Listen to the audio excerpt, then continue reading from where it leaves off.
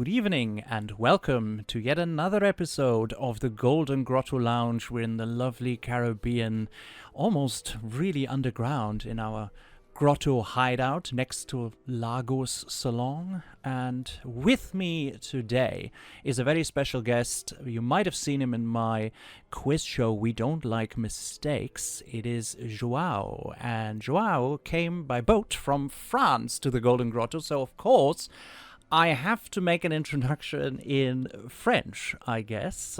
João, merci d'avoir parlé avec moi ce soir. Je suis très heureux. Perfect. Très bien. Merci beaucoup de m'avoir invité. So, for those people who don't speak French, I'm very excited to be here. And it was a long way by boat. But it was a pleasant cruise over the Atlantic Ocean. That is the pond, very, very good. The pond, like my British friend would say. Yes, of course. And of course, in the lounge, you can have everything you want to drink. What is your poison for tonight? A mug. Oh, a mug. With Lazenby tea. On Her Majesty's Secret Service. Yeah, that's very nice. And what is in it? No, tea? It's really hibiscus. Oh, very nice. Very nice. So, João, tonight, our topic is a controversial one. Yes, it is. You brought me the idea to speak about it, and I was happy right away. No Time to Die is our topic today. Not just the film that is sort of like the biggest pink elephant in a room you can find, but you're an expert on mythology, I think. So we're going to go into that and how it relates to No Time to Die. First of all, a very basic question. First time you saw it in the cinema, did you like it? No. No. Okay. That's a straight answer you get from most fans. What didn't you like?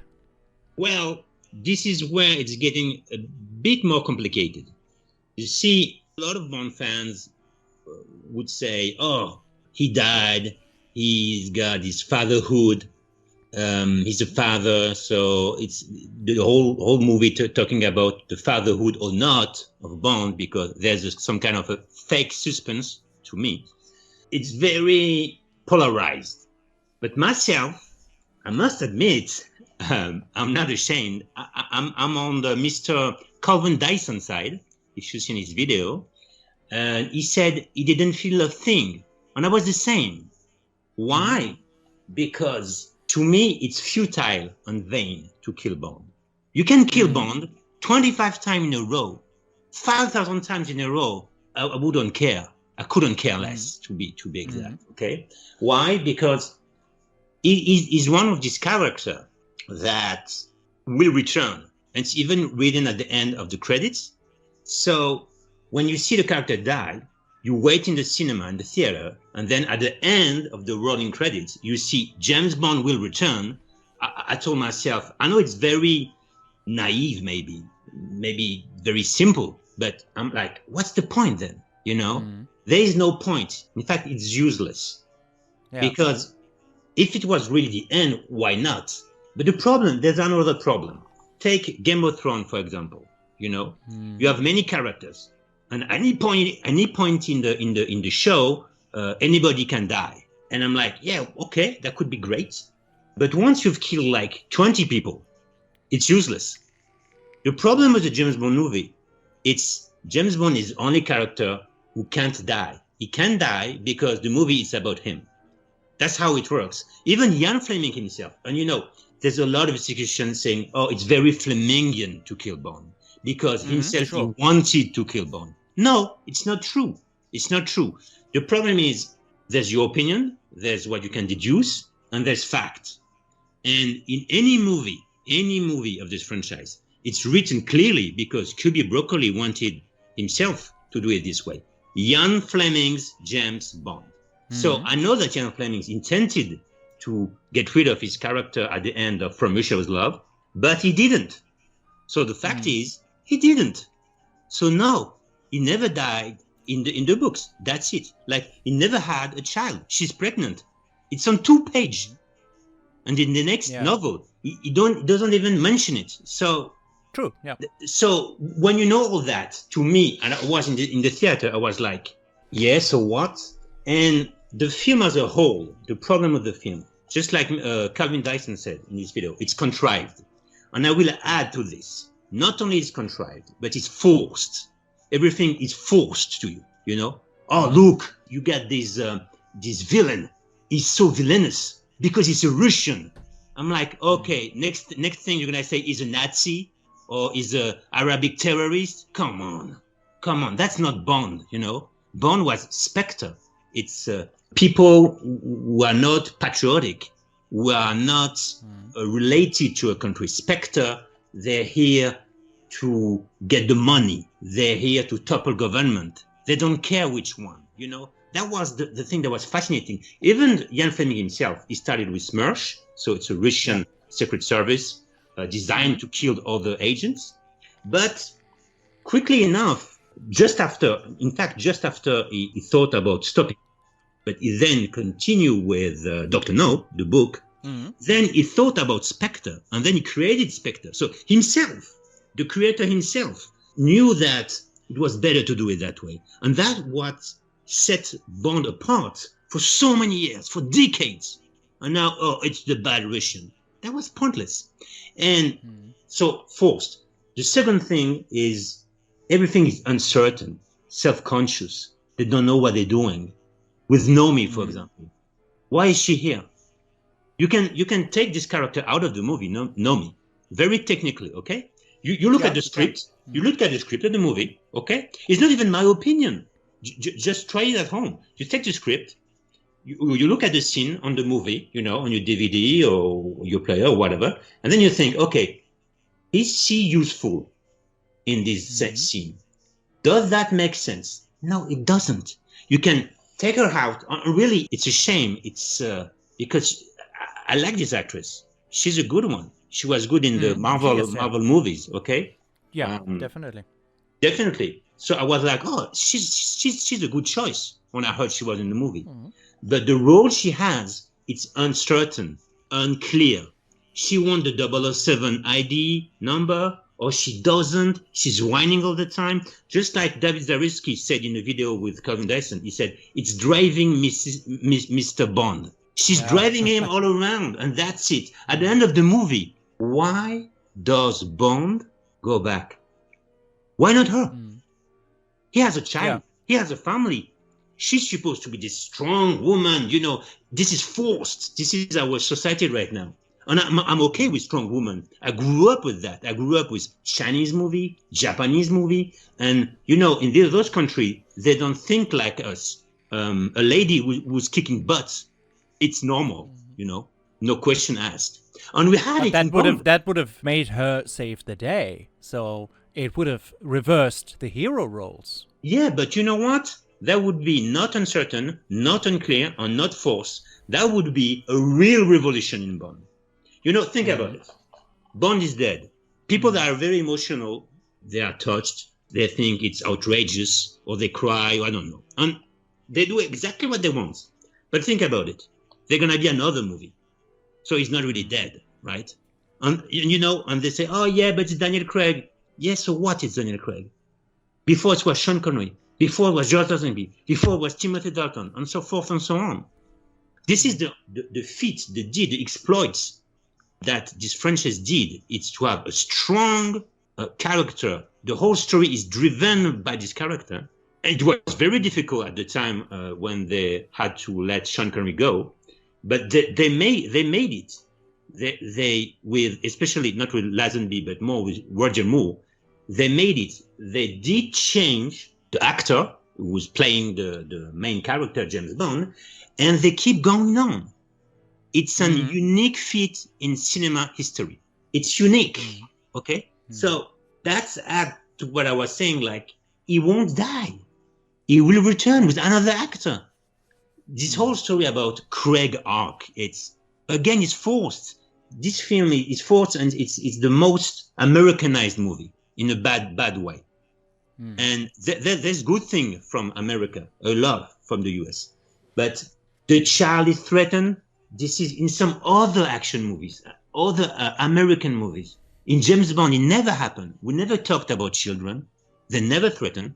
It's always a global threat, you know. So it's very I hate to say this because I defend a lot of James Bond movies to people who are going to say what I'm about to say about No Time to Die. It's very un-Bondian.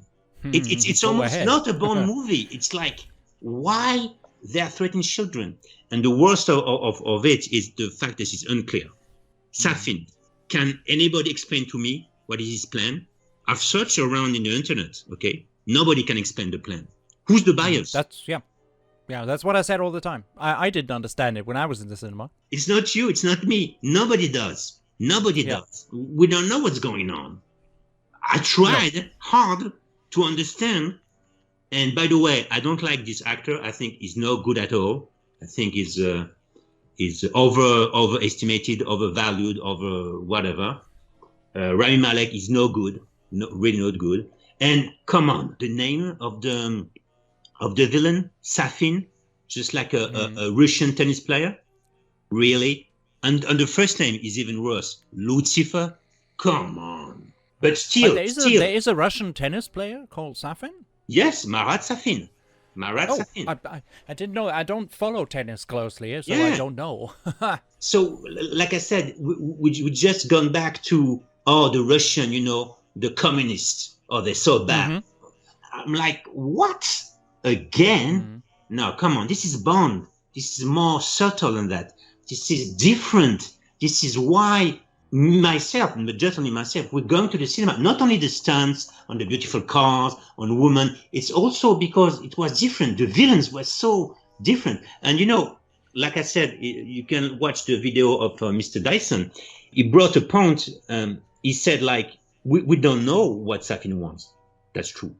And I'm like him. I don't ask to have a villain like Elliot Carver all the time, because Elliot Carver, it's very complicated what he wants, because he's media, he's a mogul, and so forth, so on. But just like in The Spy Who Loved Me, the guy has a simple plan. He wants to eradicate mankind, and then do another mankind, on the seas.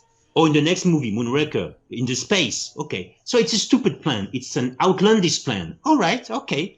But at the very least, we understand what's going on, Yeah, that's true. Yeah. That's all I ask. Yeah. I ask very simple things. So it's not, I know it's very hard to make a movie, especially these days, even with the money. I know this. But still, you have the money. You have the actors. You have great writers like Purvis and Wade, okay? I'm not talking about Miss Waller-Bridge. This is also the wrong choice to write a Bond, to me. Right? Or you would consider Purvis and Wade really good writers. A lot of people wouldn't. No, they are, but that's going to be my point at the end of it when I'm going to explain in symbology. That's why they're good. But they're good because they write Bond in a way they would write some drama film, some more intellectual film. That's why they're good. The problem sometimes in the Bond they wrote, it's not them, it's the editing or the director. Like the world is not enough, like this movie, but it's very slow. And Michael Apted, he did the thing with the gorilla on Sigourney Weaver, which was good. It was slow, but it was a drama movie about gorillas and Sigourney Weaver, who's playing this lady who spent time with gorillas in the jungle. So that was fine. But for a Bond movie, it was a little bit flat, even if the movie is beautiful. So to me, that's the problem. But the writing, Electra, mythology. I mean, Greek screenplay, but it's always mixed in ancient Greece, right? So here we go. First thing of mythology. It's going to be useful for the end of this whole thing, right? So yes, unclear, uncertain, self-conscious, and they're afraid of their own ideas. Take the 007 number, for example, okay? When people say to me, oh, what do you think? Before the film was released, oh, you're the expert. Oh, because people know I know a lot about Bond. And they ask me, oh, you see, it's a black woman. She's going to be James Bond. I say, no. She's not going to be James Bond. She's going to be 007. That's something completely different. Yeah. Yes, it is. And I was like, yeah, so what? And people were like, you okay with that? I don't know. I haven't seen the movie yet. It depends. And I would have been more okay if until the end she would have kept the number, for example. And I don't like people who shooting and editing the film again, because it's easy in the Caribbean, like we hear on the boats and in the Golden Grotto. It's easy to say things, but that's an easy thing, by the way. You can do it. Why not? That would have been a laugh. Like it would have been not a 007 movie. It would have been only a James Bond movie. That would have been new. But no, the problem I had with the producer, I love this producer. I love Michael J. Wilson. I think he's great. And Barbara Broccoli also. I'm not one of those fans saying, oh, Barbara Broccoli, she's too old. What? This is insane to me. I think they're great, but I think they got lost. And they have maybe pressure from society, maybe pressure from the, I don't know, okay? And from Mr. Craig himself, I don't know. But something's going on. But the problem is, okay, you want to go down this road? So go down all the way. But they had cold feet. Just like with Nomi. Oh, Nomi, she decided upon herself. She said, oh, M, can we give back the 007 number to Mr. Bond? Why are you deciding? Who are you? In itself, a symbolic gesture where I thought, oh, God, it just has to be there. They yes, just exactly. Had to do it's that. Forced. It's forced. Yeah, straight it's forced. To my point. Yeah, absolutely. Yeah, it's forced. I'm like, so I cared at the beginning of the movie, but at the end of the movie, it was she and it's not her fault. That's on Purvis and Wade and Philly Walls Bridge and whoever wrote those lines. She's whining when M said, "Oh, he's reinstated as 00 status," blah blah, and she said, "What number? What number? What number?" Just like a little girl. Come on, she's an action woman. It's not believable. It's not plausible. I'm like, so you have to put yourself in the film, and you believe what's in the film. But some elements of a film can put you off, and then you're like, what's going on? And then you look around you. Oh, I'm in a cinema theater. Oh, I'm in my home. I'm watching a DVD on my home. You know, and then you're out of the movie. And there are so many moments in this movie that give me that feeling. You know, that had this effect on me. Yeah. You know what I'm saying? It was so far. I was like, Nomi, but who is she? Why is she here? Why her? What's going on with it's so important to her, the 007 number. But Bond himself, he said, just a number. So, okay, so then there's no point. Because the main character himself said there's no point. So what are those dialogues? You know, I mean, I'm getting confused. Again, as I said, forced, uncertain, and unclear. What's going on with this number? Is it important or not? Should we follow this lead? Should we think about it as a viewer? What I'm supposed to do with that? You know, is that important?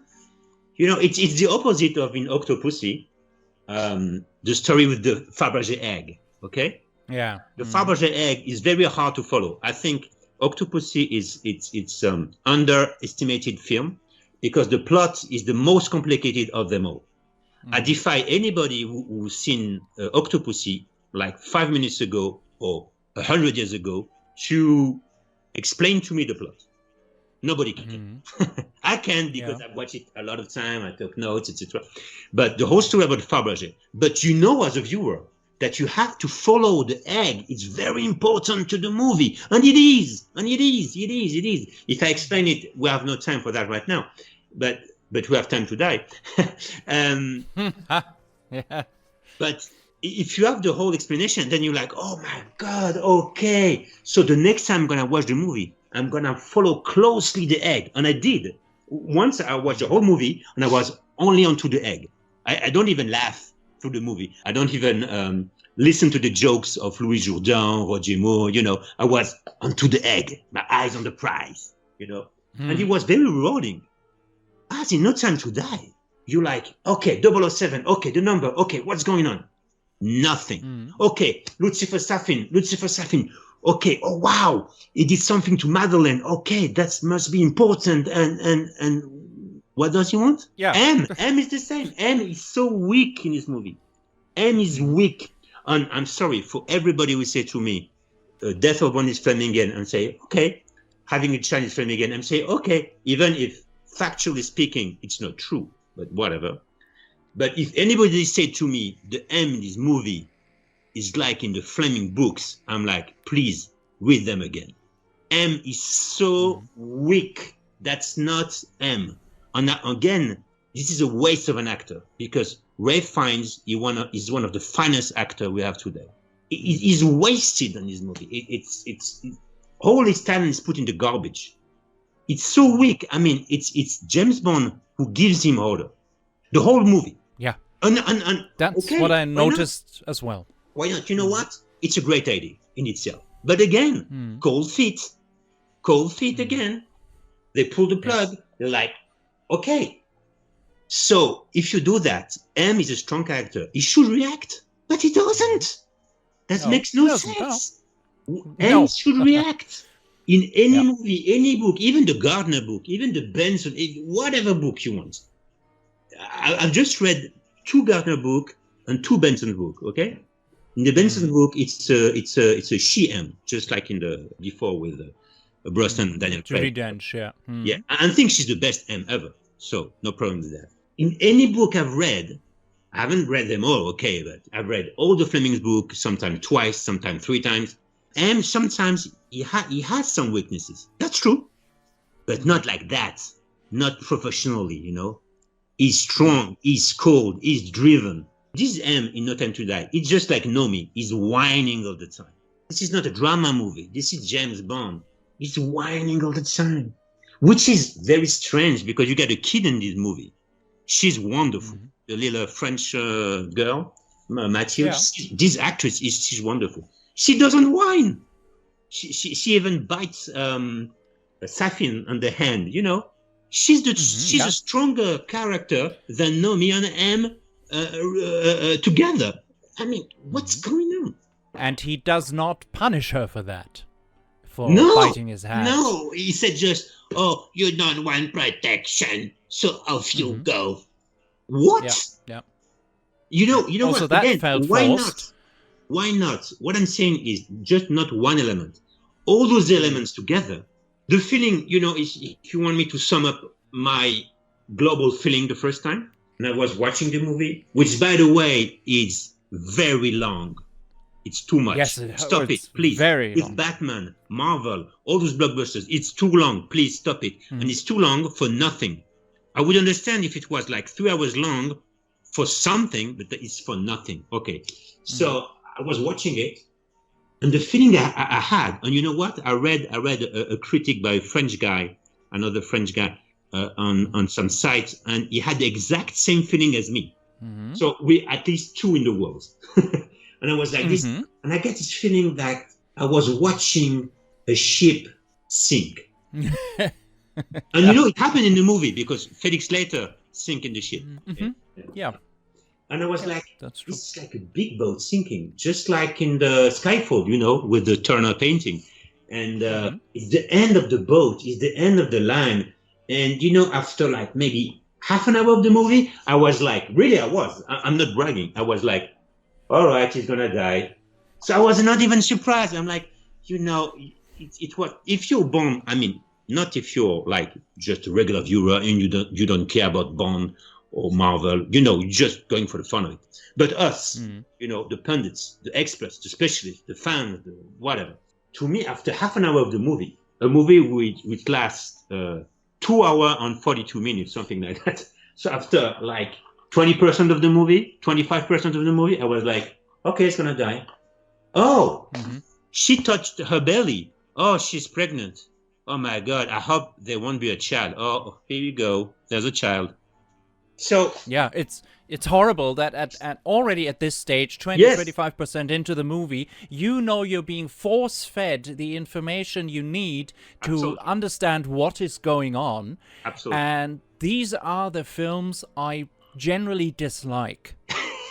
Of course. Because there is nothing for me to find out. I mean, and then people would say, if you want that, then, I don't know, watch Death on the Nile. I know, I've seen that film 1,000 times. I know what happens. Right. And still, every time, it is fantastic how Agatha Christie managed to get these plot points together. Absolutely. And to make it so fantastic that you rewatch and rewatch and reread I don't know how often I read Murder on the Orient Express. I've read it a lot with students, and it is so fantastic when they arrive at the fact that, spoiler alert, there are 12 people in a jury. They don't realize until the very end, and sometimes I even had to ask the question, you had 12 stab wounds, how many people are in a jury? And then they realize this is such a fantastic moment. And this way of storytelling is not very often present in films of today. And that's very, very sad. And No Time to Die is no exception. I mean, this is action cinema. It is, as you say, it is not a drama.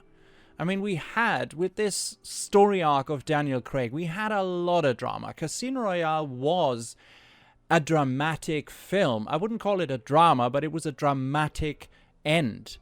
Quantum was dramatic in the way Camille and Bond sync almost, and she says your prison is in there. She tells us what is about to come. And Skyfall is the same, with his whole past, with his childhood and everything. Some people can relate to that because they had similar experiences, maybe not as dramatic as Bond, but we know bits of the story. What happened to his parents? His parents died in a climbing accident. We see the grave in Skyfall. All of this is on his mind. But No Time to Die, for me, sort of ruined this story arc that at that time I had accepted that it exists and that this is the story that they tell. And I was sort of okay with it. And I said in my review, since you mentioned Calvin Dyson, I also did a video which was difficult to do because I didn't know that I had not the unpopular opinion. It was the opinion that many fans had. But the bottom line for me was, it is not the story I want to see. That was my bottom line. It was not the story I want to be told in a Bond film. Right. That was not it. Yeah. But an interesting thing happened when I saw it the second time. A lot of people said, go watch it a second time. Watch it a third time. It's like and I said, I like that. I always said, why should I do that? It doesn't get better. It is the same film. And with every viewing, I had the exact same emotions and the exact same feelings and the exact same thoughts. But when I saw it with a friend of mine who is ex-British Army, and I worked for him for many, many years, he was my boss. I'm pretty sure he has seen Battle, and he said something very interesting. First of all, he was very emotionless about the whole thing. I was expecting, like, since he's a British person, they killed James Bond. They killed our national hero that has been so entwined with our history and stuff. But no. He said, well, that's how it is. Live by the sword, die by the sword. Which is very interesting, because that is a proverb parallelly phrased from the Bible, from the Gospel of Matthew, where, if I quote from the international version of the Bible, put your sword back in its place, Jesus said to him, for all who draw the sword will die by the sword. Bond has a violent history of his service record, battles he fought, villains he fought, and he always took up the sword to save the day, to save the world, to save Great Britain, whatever. This time, it didn't work. He died by the sword he fought with, you know? Yeah. Which is like a soldier. I mean, when they fight in battle, many of them die. Yeah. By the same weapons used by the enemy that they use. And the first thought I had was, well, that's an emotionless thing to say. You certainly have a very emotionless view. But then you sit down and you think about it. No. And it says, yeah, it's actually quite, there's symbology in that as well. Yeah, right. Yeah, we're gonna get to it. He's got a point. You know, there's even more symbology than most people think. Mm-hmm.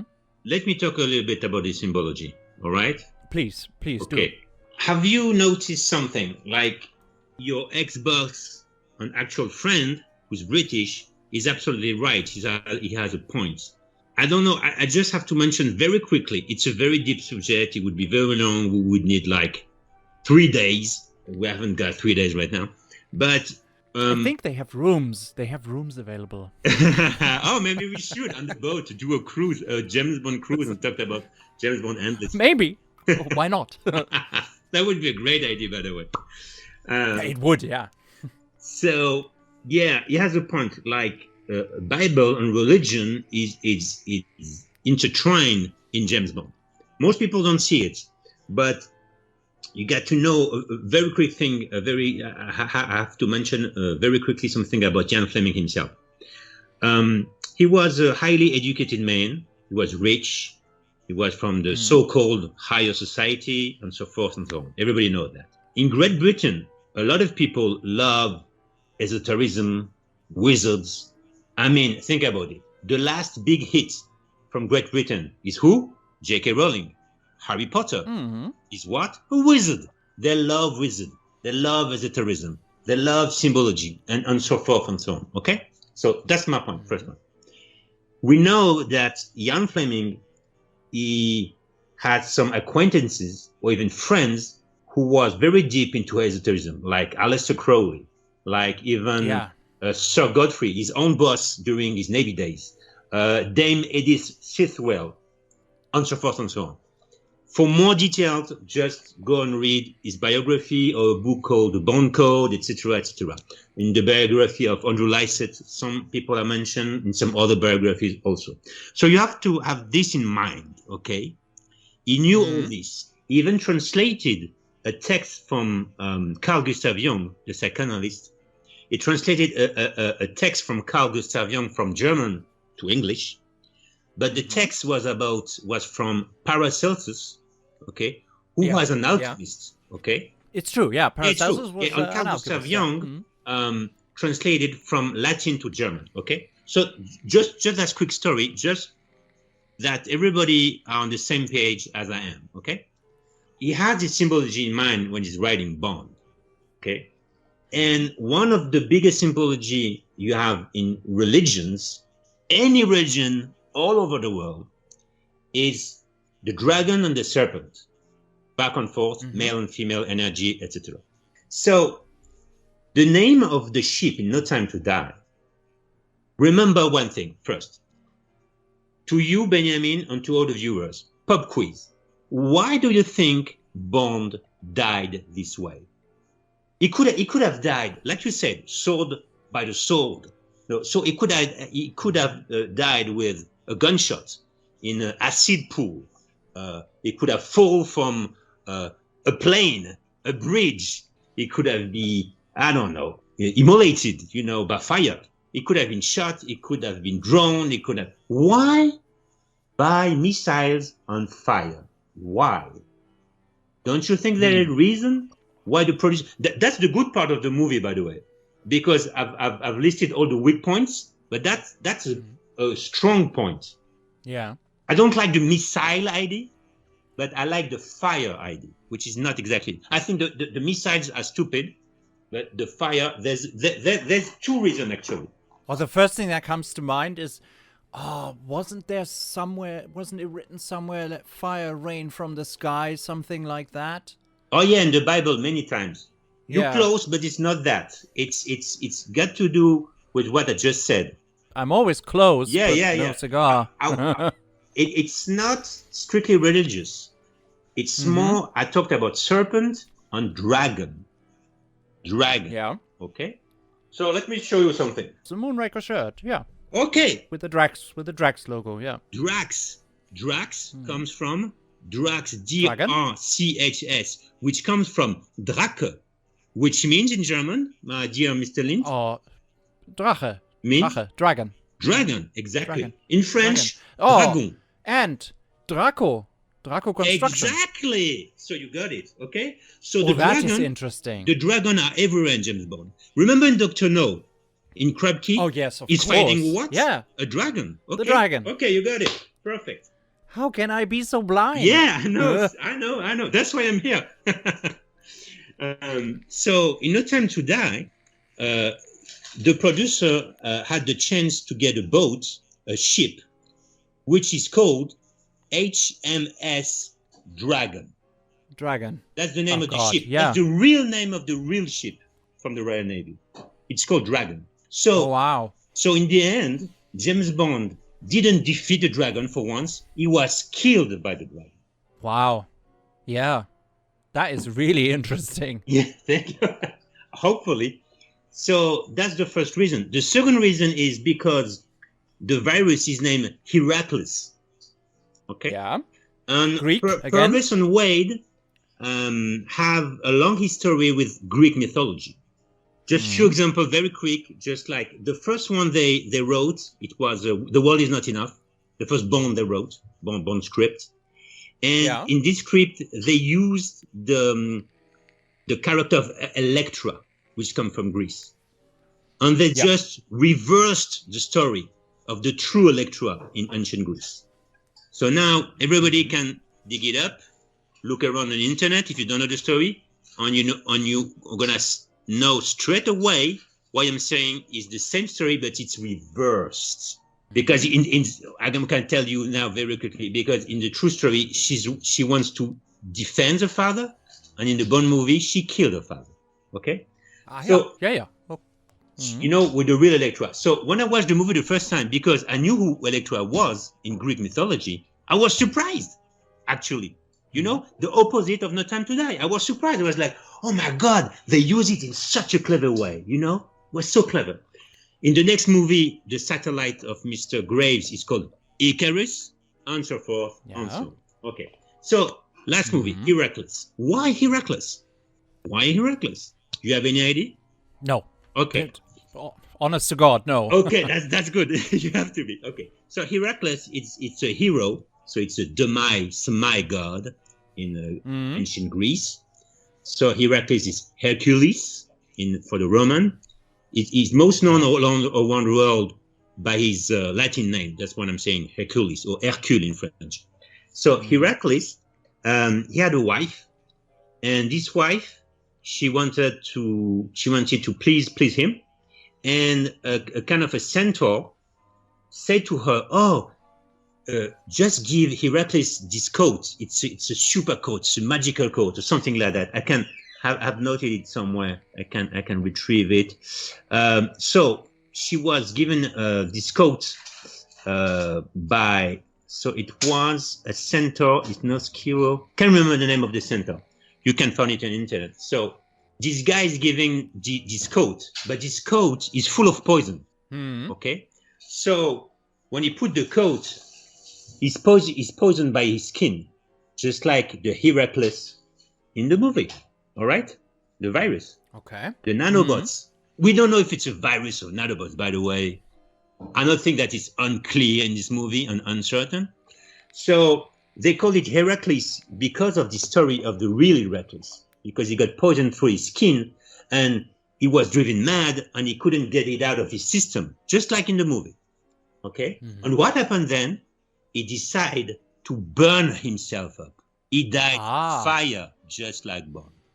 So there's two reasons. There's two reasons why Bond died in fire, which is pretty good, which is pretty clever. The only thing, like I said, missiles. That's a bit, I don't know. Modern. Yeah. It's modern. Not only modern, but it's like, it's what my American friends would call an overkill. It's too much.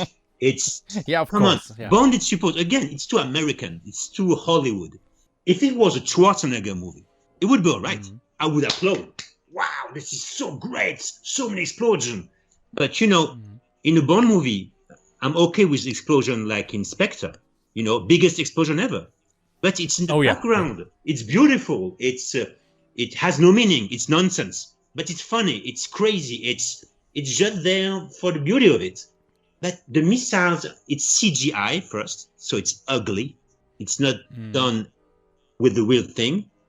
Unlike in Spectre, the explosion was a real explosion. So it was beautiful, it was live, it was vivid, I was like, wow, it makes no sense again, but who cares, you know?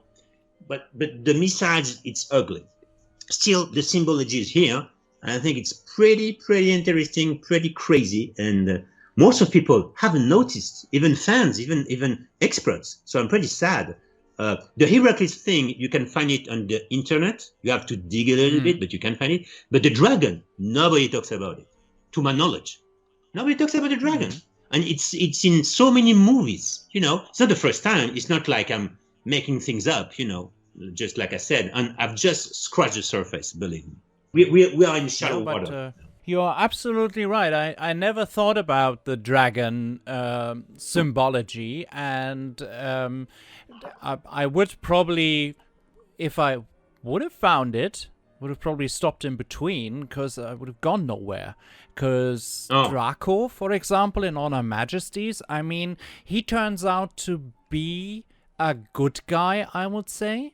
Yes. He has bad guy qualities, yes. But from the job that he does, but I would call him a good guy. So dragons are not always a bad thing. For example, in Game of Thrones, the dragons, that was the image that came into my head in the final episode of Game of Thrones, where there is the biggest battle they ever did. And they did it, of course, at nighttime, so that you as the viewer can see absolutely nothing. And that's how it was. Everybody turned the contrast up of their televisions because we couldn't see anything.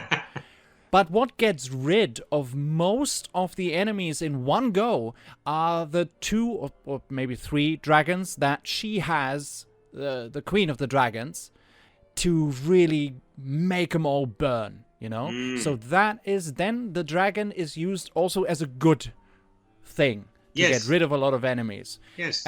In Dr. No, of course, the dragon was a bad thing. Yes. Because, and there was this foreshadowing. The dragon was mentioned before, and Quirrell finds the tracks and everything. Absolutely. And then you see this thing and you laugh yourself silly, because you think, oh, God, really? So it's a thing on wheels with painted teeth on it. Seriously. But okay. It was 1962. So I would be caught in between. Is it now a good thing, the dragon? Mythology, the symbology, not mythology, symbology? Yeah. Or is it a bad thing? Does it stand for something good? Symbology, it's actually both, yeah. So you have to pull through and say, okay, it's both, but you have to see what is it individually for each film. Yes, exactly. That's what I just said. When I said it's both good and bad. And it's both, if you think about good and bad, it's dualism. You have to think about like the ancient people would think, especially in spirituality. There's no good, there's no bad. There's poles, okay? One pole, like North Pole and South Pole. There's one pole, another pole. And as human beings, we are in between, trying to get a balance, okay? That's what's happening. So that's why I said we only scratch the surface, and I could go on for hours. Because now what you said, I just opened a big door.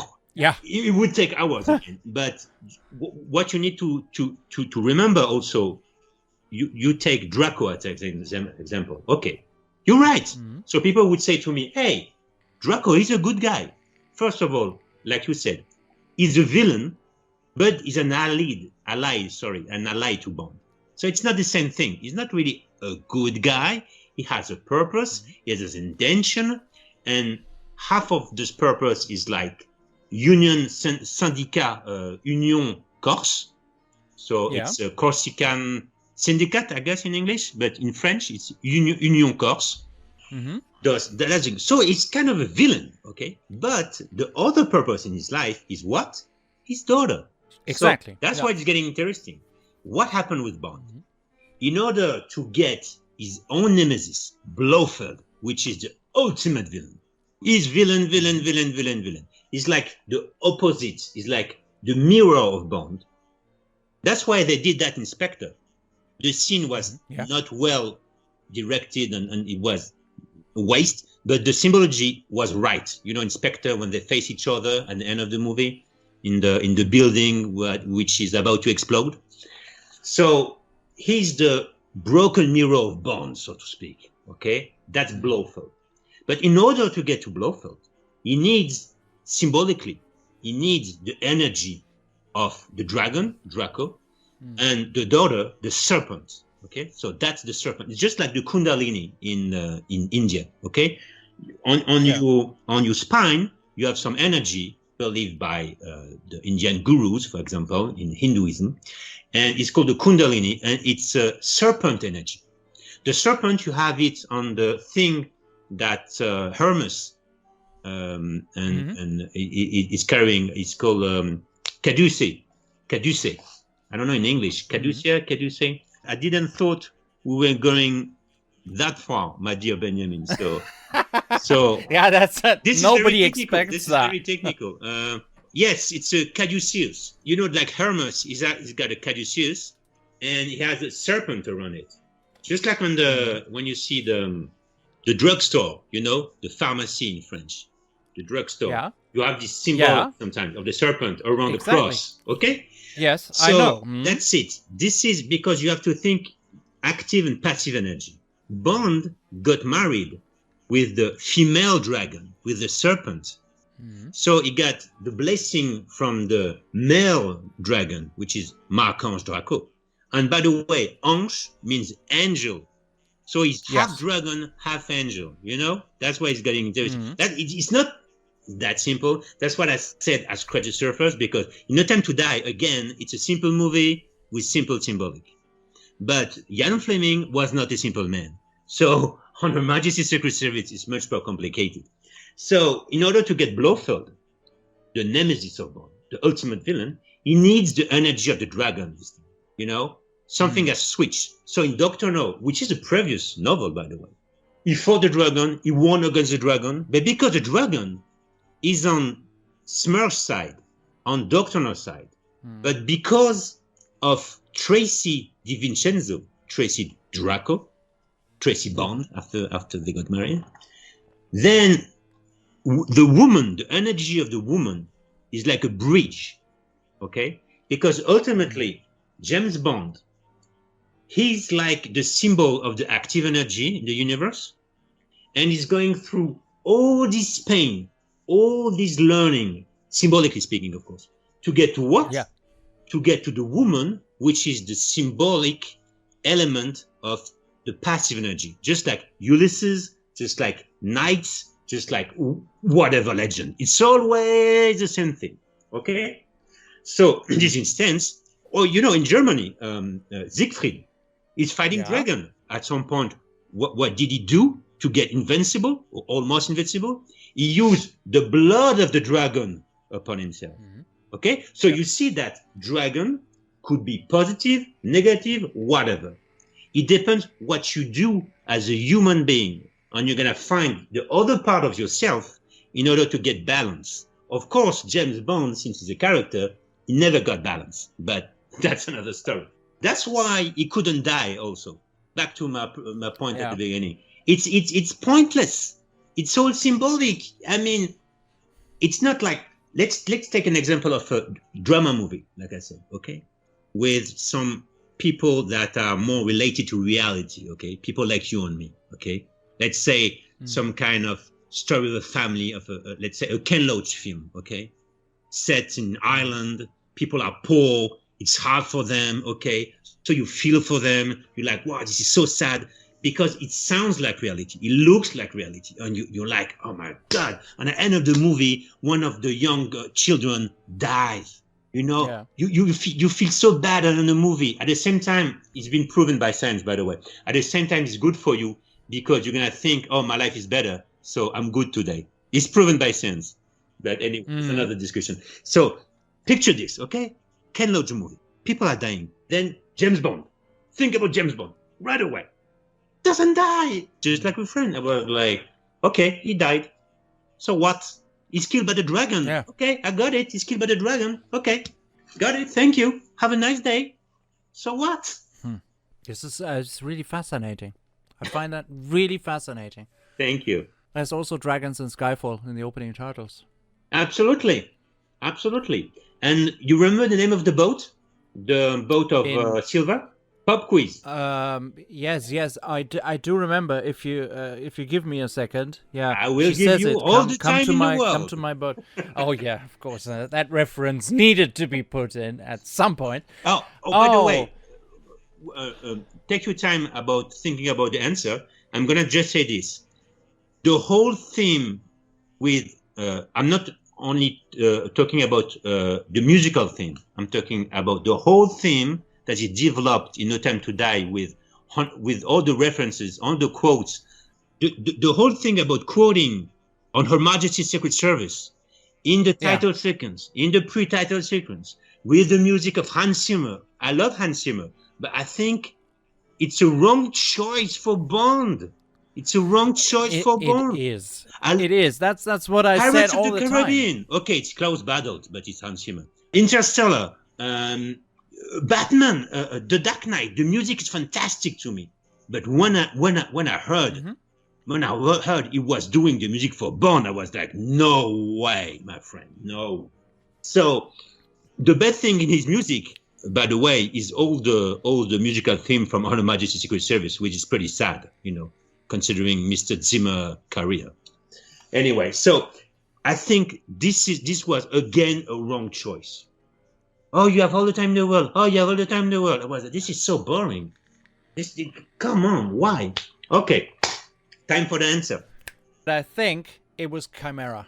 Yes. It just came to me when you finished your last sentence. Right. Because I remembered it is the same as in Mission Impossible. Wasn't the virus in Mission Impossible 2 called Chimera? Wow.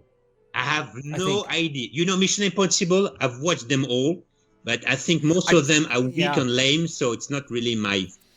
See, I just watch them because there's really nothing else in action movie nowadays. Well, some of them are actually quite good. Mission Impossible 2, I hated. It was a John Woo directed Mission Impossible, and that was there was recently a discussion on Twitter about it, and I remembered watching the film. There's no good memories of it, and I remember there was a big explanation of Chimera, what it is, and why the virus was called that, but I can't recall it. I don't remember. I really don't remember. But I remember Severine says to Bond, my boat Chimera is docked somewhere. Come if you survive, my bodyguards. Absolutely, like sir. that. But all those movies, Jason Bourne, James Bond, Mission Impossible, and so forth and so on, they all inspire each other. Sure. Inspired by true events. Yeah, right. Yeah. So it's but I remember in Mission Impossible 2, I remember when the Chimera virus was explained, and I know if I look into the film now, I would find it right away, because Anthony Hopkins played Tom Cruise's superior in that film for IMF, and he explained it, and within that explanation was a picture of a person killing a dragon. Yes, of course, because a chimera, now in French, I don't know in other language, but it's a chimère. A chimère in French is kind of an illusion, because he was a mythological creature, a mythological creature. Sorry, so I said it in French because I'm switching languages. A mythical creature, which, looks more or less like a dragon, more or less. So on Chimera, it comes from Greek mythology, again, Purvis and Wade. They didn't do it on Casino Royale and Quantum of Solace for a very simple reason, in my opinion. It's because they wrote off Fleming's book.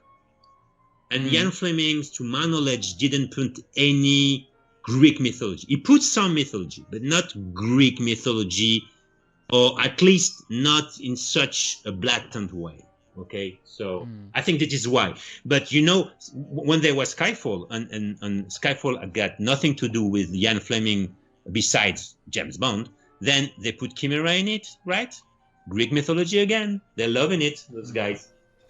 I love it, by the way, that they put in. You could write a dissertation on that. I have. You could be a doctor. I have. You have? Yeah. You could have told me.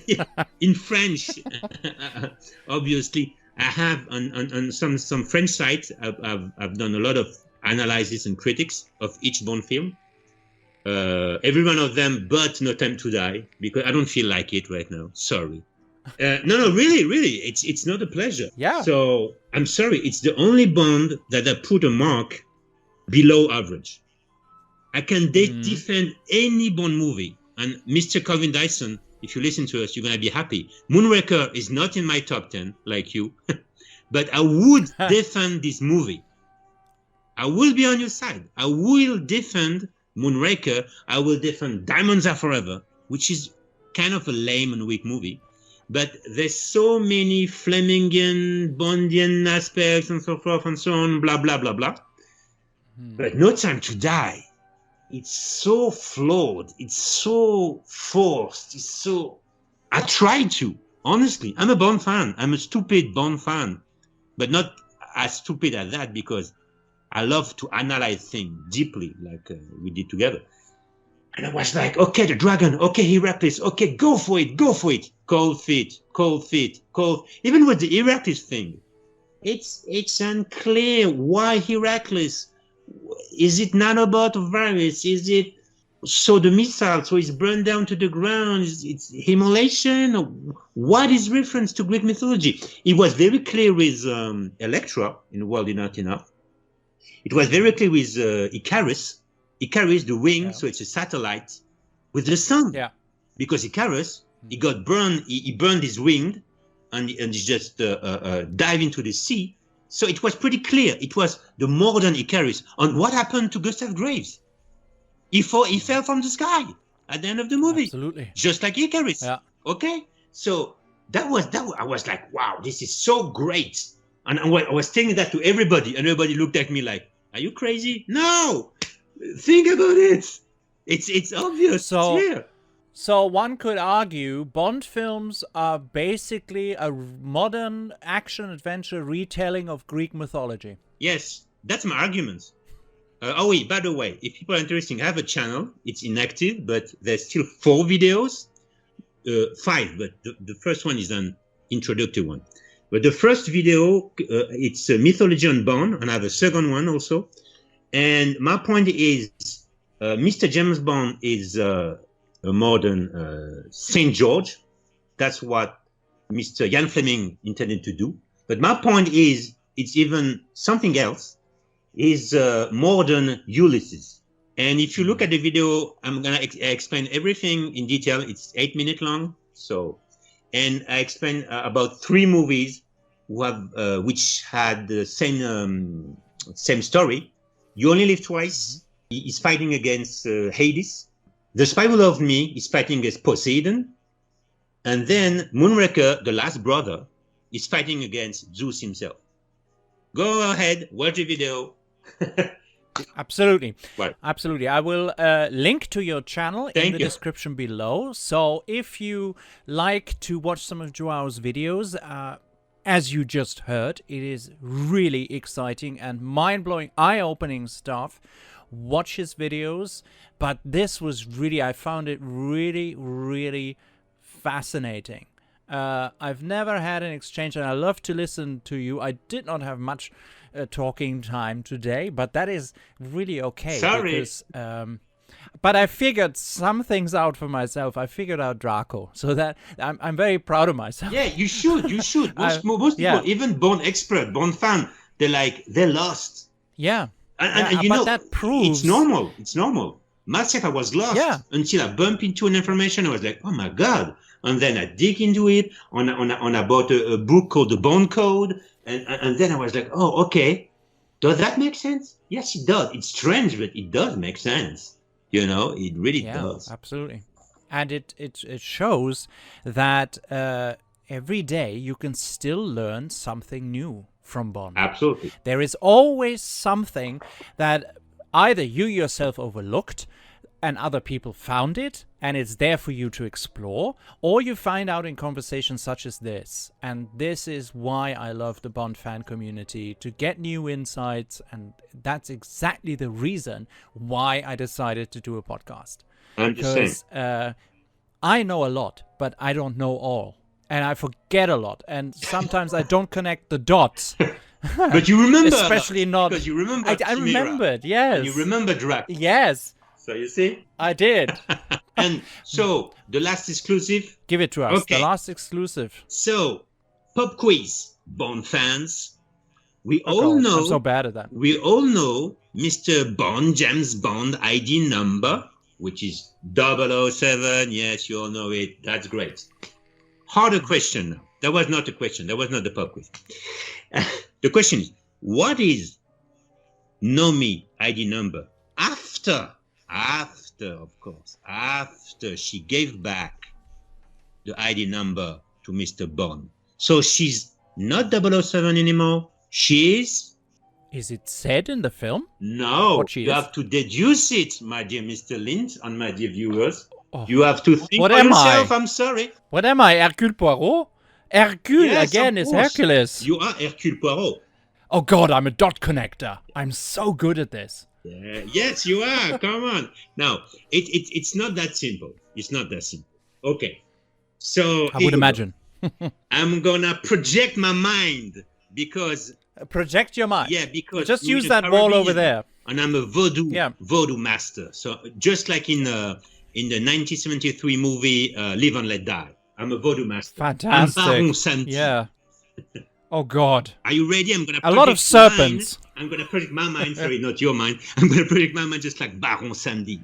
I'm this. Oh yeah. Okay. Project away. Okay, I'm projecting the way. So here we are. One of the last scene of the film. By the way, that's the scene when it's displayed on the screen. Yeah. Yes. When Tanner and M look at that. Okay. We are in M's office with Tanner and with Moneypenny, and they are following the action remotely on the screen. Okay, just like Q is doing, but he's in the field. Q. Okay, and they're all watching Nomi on James Bond progresses throughout the whole industrial complex, the island of Lucifer Safin. Okay, so we're looking at the screen. So first thing, we see the name of the HMS Dragon. That's why I knew it was the dragon, because the first time I saw the movie, I saw the dragon. Okay, that was just to link back to the previous discussion. Okay, you have a Greek letter assigned to each of the agents. Okay. Yeah. True. Yeah. True. Two symbols. This is two Greek letters, and which is very got me angry because Q said to everybody else, "Oh, when Moneypenny, I think it's Moneypenny or Tanner, asked the question, which one is Bond?" And he answered, "Oh, it's the psi or psi in Greek." And then he said, "Oh, it's the thingy pointy thing." Like all those people were uneducated. Come on, the people from MI6, they know what a psi is anyway. Yes, of course. Of course. So that was, again, a stupid line in the movie to me. Q, only talks about Bond symbol. But let's look at Nomi symbol. Do you know, my dear Mr. Lynch, which Greek letter is it? I know exactly what Greek letter it is because... Yes. An exclusive for you. You can connect the dots yourself. It doesn't mean anything, but I work for a retirement home. Okay. Which has this exact Greek letter as its logo. Of course. The phi. Exactly. The Greek phi. It's the gold number. Again, esoteric knowledge, but I won't go there. Now we've established Bond is psi. I'm not saying in English it's psi most of the time, but I'm going to say psi because it's the Greek pronunciation. Psi like in psychology or psychology in French, etc. And phi like in physiology or physiology in French, same word, etc. Okay? So you have that. Now I know. The Greek letters have numbers assigned. Okay. So in ancient Greece, the whole numbering system worked with letter, like in many other cultures. So, for example, 1 was alpha, 2 was vita. Sorry, it's not actually pronounced beta, it's pronounced vita in Greek, but anyway. 3 was gamma, etc. I see where that's going. So every Greek letter is assigned a number. The reason is unknown to me, but I think you don't need to know why. You don't need. In the long run, I do, I guess. But I seem to remember that phi and psi or psi are very much in the hundreds. So, let me have a wild guess. Okay. Psi, as they stupidly say in the film, the pointy thing. Yes. I think is 700. It is. I just read your mind. Yeah, perfect. I projected it to literally read your mind. Oh, so it really works. So, just a wild guess. Phi, the Greek phi, the letter, the symbol that Nomi has, must be what, 600, 500, 400, 300? One of the double O's. Yes. Leading up to 7.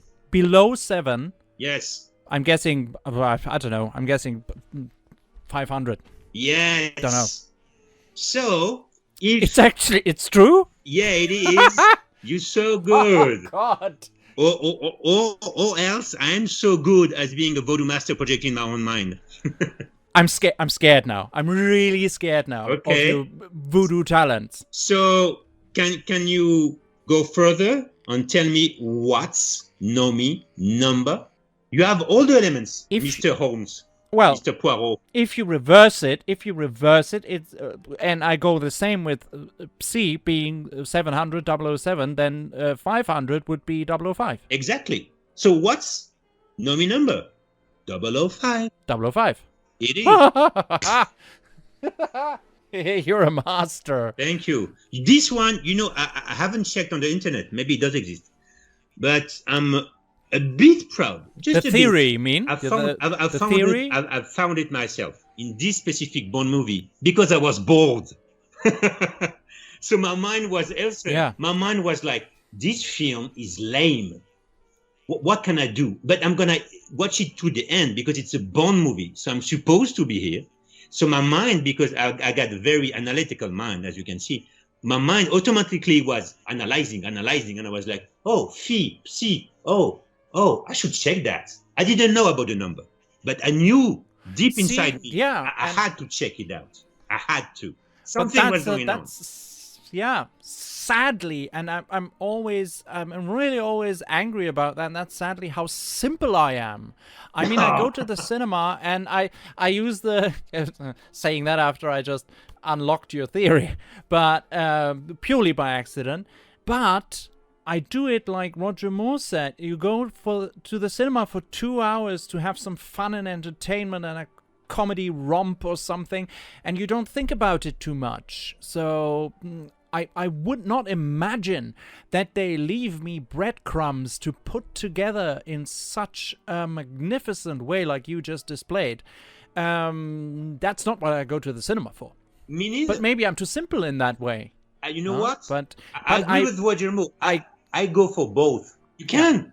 But I have to say, I was wondering why, if not only for the sake of the colors on screen, to make it identifiable for us, they used Greek symbols. Why? Now you get the answer. And two so I mean, they could have used an alpha or a beta or whatever. Yes. But they used these two specific things. And now on this day when we're recording that, it finally makes sense. Yes. That is... You want to go further along? You want one last bit of information? Crazy stuff. I haven't checked it out. I'm just based on my knowledge. So phi in our world, so give birth to the word, even in German, I think, right? Physiology, right? So, True. So physiology, well, it's physiology or physiologica in I think in Latin language. So it's the same word in European country almost. Maybe not in Hungary, but okay, it's a very different. Physiology means the body, what's going on in your body. True. So it's the concrete world, physiological energy. And phi, it's the gold number, by the way. So it's a number very important for architect people, for art people, so for the craft, again, the material world. And remember, Nomi, she's a woman, and she's a black woman. She's the opposite of Bond. I mean, the skin color, the sex, she's poorly written. I'm sorry for Miss Lynch, because she's poorly written. But they were on the way. Again, cold feet. They have the right absolutely. idea. But that's it. So she's kind of the complement and opposite of Bond at the same time, okay? Because she's physiology. She's the concrete world. And what is Mr. Bond? Is the spiritual energy, the fire energy. Remember the dragon, the male energy. So is psyche in Greek means, actually right now, not only in ancient Greek, You can check it out. In modern Greek, psyche in Greek means the soul. So yeah. Bond is the soul, she's the body, and together they're gonna vanquish the villain. Another symbology. I'm done. And I'm blown to pieces. Like sorry. That was not my aim. Blown to smithereens. I was here to have some fun. No, also. I'm like Roger Moore. But you know myself, to the point of Mr. Moore. Rest in peace, Mr. Roger Moore. I'm having fun with that. I'm having fun with I can all imagine. the stupidity in Die Another Day. I love this movie. I could defend this movie. Me too. I could defend this movie to my last breath. I love Die Another Day. Yeah. I'm having fun. And you know what? I can spend 1 hour on Die Another Day telling you why it's so fun, why Brosnan is so easy with the role, why I hate Halle Berry so much, why I think Toby Stevens is a wonderful villain, why I think the story is clever, Paris and Wade are wonderful.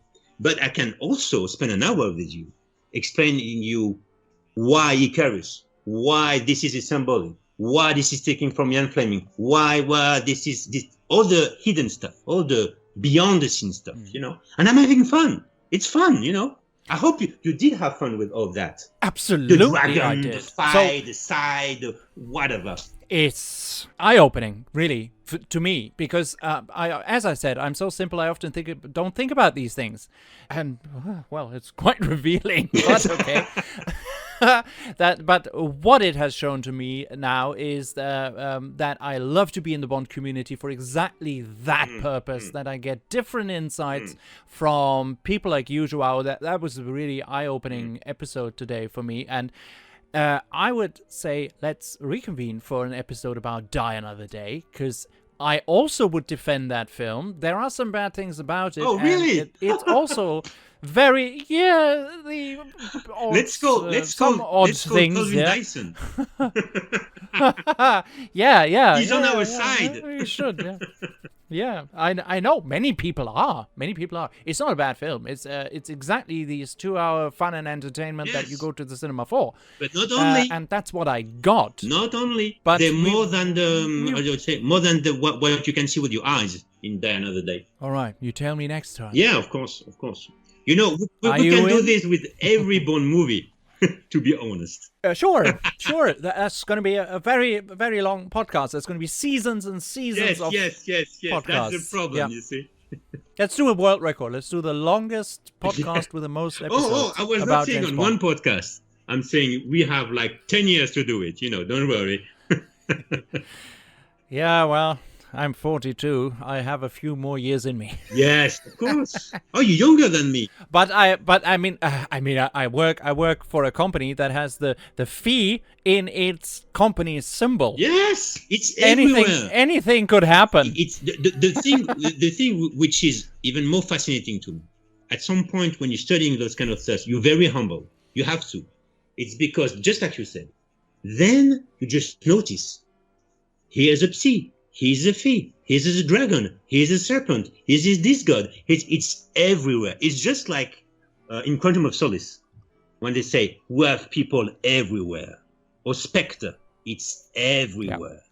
That's why Bond is so spot on for not for our real life, obviously, but for our inner life, for our soul symbolic life. That's why, to me, that's the real reason why Bond endures for such a long time, and not Indiana Jones.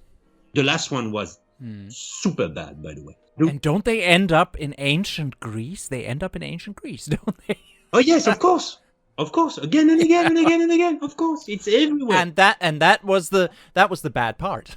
Yeah, I didn't like that at all. Yeah. I must admit, but to our points, it's everywhere in our society.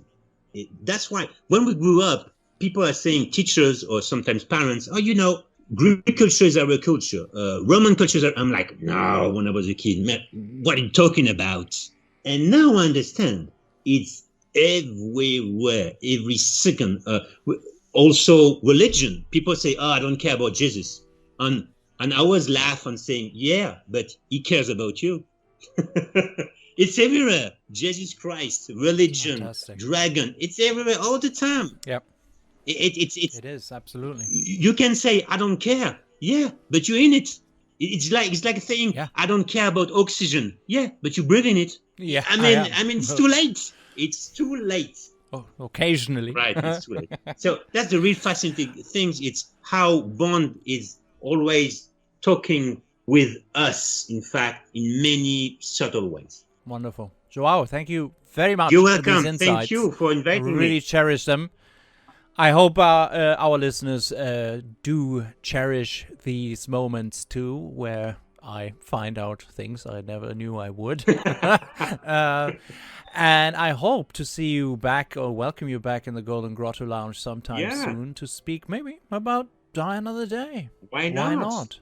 Why not? There's some nice things to say about this movie for once. Absolutely. Thank you very much. Have a safe journey home by boat. You can take my helicopter if you like. Oh, yes. But still, you know, you might run out of fuel on your way to France. Because, I don't want to finish like Icarus or Gustav Graves in Die Another Day.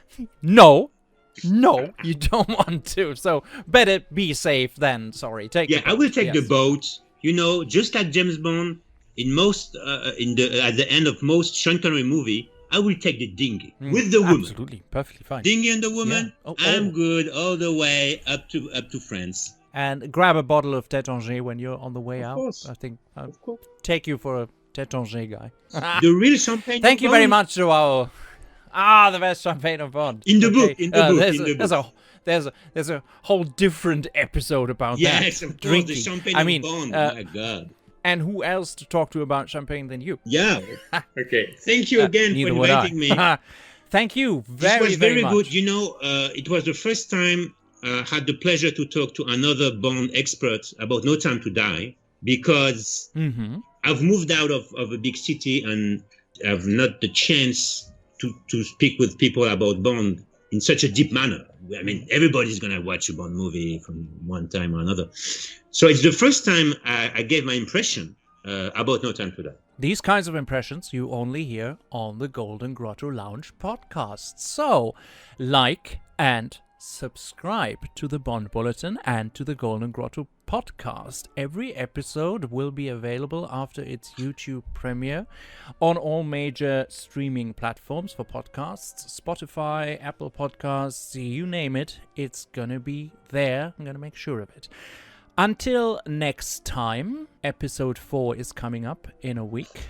Very much looking forward to that. A lot more laughs and insights into the world of Bond. Until then, stay safe, stay well, and have a good night. Have a good night.